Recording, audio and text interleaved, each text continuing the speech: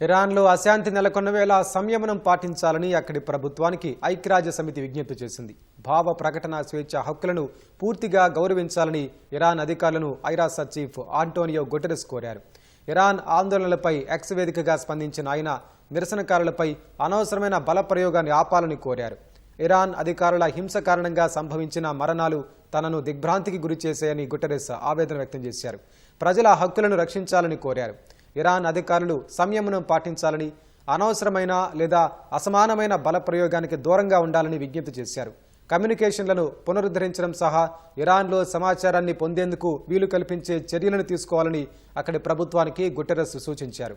అటు ఇరాన్లో జరుగుతున్న పరిణామాలను తాము నిశితంగా పరిశీలిస్తున్నట్లు ఇజ్రాయెల్ ప్రధాని బెంజమిన్ నెతన్యాహు అన్నారు. నిరంకుశత్వానికి వ్యతిరేకంగా ప్రజలు చేస్తున్న పోరాటానికి మద్దతిస్తున్నట్లు వెల్లడించారు.